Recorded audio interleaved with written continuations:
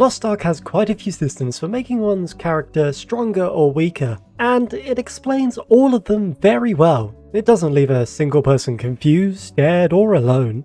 Asking Smilegate, where is my power? Why am I ever so weak? What am I doing wrong?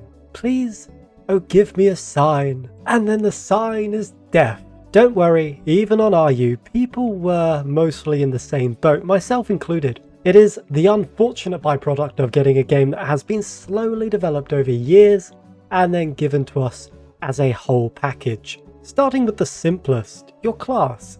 I'm sure you've heard about how balanced this game is in PvE, and this is true. All classes can do all content. This, however, does not make them all equal. And when talking about how balanced all classes are, most people are talking about the endgame PvE, with everyone having relic gear and free engravings at the minimum, with perfect stats to boot. Let's take an example. War Dancer. She is a fantastic class, one that you will want in all of your parties. Her synergy is immaculate, second to none, but the main supports themselves. But if you happen to play her in tier 1, tier 2, or even early tier 3, she is extremely weak and quite squishy. Her damage output just is not quite there. She will take some investment, even in early tier 3, until you have your class engravings and a primary engraving, both up to level 3, doing content is going to be quite difficult. You are likely going to spend money on accessories just to make her stronger. You will be rewarded with one of the most fluid, best feeling and highly desired classes for endgame. So if you are playing her and you feel a bit weak, don't be dejected. She is a brilliant class, stick with her. Just remember, give her a bit of love. She will return the favour. The same goes for other classes. Just put some time in. I promise it'll be worth it, but make sure you put the time into a class you do like. Maybe watch some endgame content being done with these classes, or a streamer doing their day-to-day life with them. It helps build a picture of your future together. Engravings. The obvious, I know, but I still see people with bad engravings all the time. I don't blame them at all. I blame the game, and it's the lack of explanation. That being said, using the wrong engravings is fine as a learning process. Don't take what people on the internet say as gospel, try them out for yourselves, but don't spend money on them. Go to Trixion, use Beatrice's training area and try them out for free. I do want to say a quick thing about Grudge. It is of course best in slot, we all know this, but only at level 3. The negatives are too much at level 2 for the power you gain. I also want to say, Cursed Doll is around about equal in strength and is a lot cheaper, but which one to use?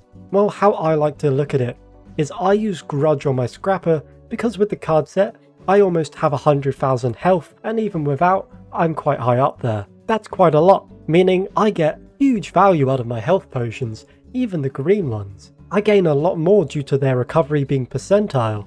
This also adds to the fact that most attacks are specific damage values and not percentage. However, I wouldn't necessarily use Grudge on my Sork, for example. You can, and a lot of people do, but I'm not that great of a Sork myself, and I know this. Grudge will increase the likelihood on such a squishy class of getting you one shot. Cursed Doll will not, and having lower health than a lot of classes means potions don't have quite as much value. Try them out, consider what's best for you in your class. Bear in mind at endgame of course it is common to use both, but I wouldn't recommend that till relic gear and beyond unless you really know what you're doing. Stats. Simply make sure you're using the right stats for not only your class, but your build. They matter a lot and can matter more for certain builds. My Shadowhunter is running Impulse and uses mostly Spec. If I went Crit Spec rather than Spec Crit, I would gain a lot of crit chance and would crit almost all the time, even more in demon form. But I would transform shortly after Velganos met his partner, had a kid, the kid grew up, he moved to Spain, he came back with his father to visit his dad's old hunting grounds, and then there's me, punching a snake just to gain a little bit more shadow burst meter, just so I can do some damage for 30 seconds. I'd like you to check out this great video by the great Binley Gaming. He puts a lot of effort showcasing the best in slot stats and engravings for all classes and their respective builds. It should clear up any confusion you may have, even if you know your classes already. Knowing what other classes use can help in making money with accessories and engraving books. Gems are simple. you get lower cooldowns and more damage, but you will have limited slots.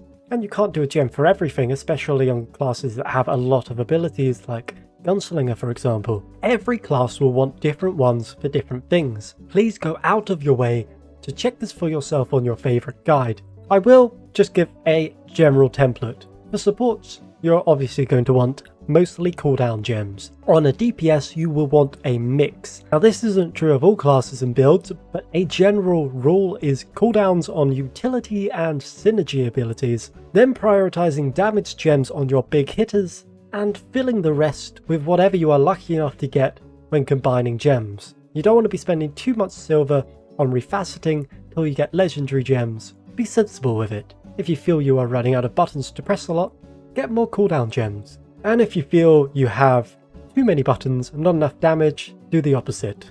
If you happen to have spare gold, you can also just buy the ones that you want on the auction house. Though only do this if you are absolutely rolling in it. Tripods are a little bit more confusing, but arguably more important. There are many great tripod guides out there, so I'm going to keep this simple. Tripods will not stack. They will take the highest level of whatever tripod you have, no matter what gear it is on. To keep things clean and easy, what I like to do is put tripods of the same abilities or similar on the same piece of gear. It helps more than you'd think, but my memory is about as awful as Anyway, tripods. At first you'll just be wanting to put whatever on your gear as long as it's one of the skills you are using. But once you have every slot filled on your gear, you can start to become more selective. Leveling anything that is a global buff is usually first priority as a DPS. Like this skill on my scrapper. Then your tripods on your big damage skills.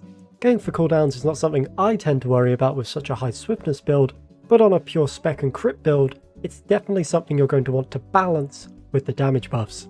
As a support, you will of course prioritize support tripods. Accessories goes hand in hand with the aforementioned engravings and stat section. But it should be said that higher level accessories have more of each stat and more of each engraving, so make sure to try and upgrade them when possible. Gear on the other hand is a slightly different story. I often see people confused about what Argos set to craft, and it can be confusing and differs depending on the class and build. Do check your favourite guide again, but a general rule of thumb is with lower crit you want solar, and with high crit you want lunar.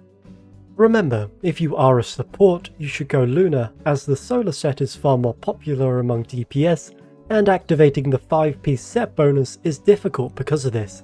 So no matter what set, you'll want to craft the 5 armor pieces, but why not the weapon? Well, it is incredibly expensive, and it's the only piece you'd want to re-roll. So get the chosen weapon from the hard abyssals, re-roll it till you get above 90 quality. The reason being is simple. The quality defines the percentage of increased damage and the base weapon power. This is incredibly important.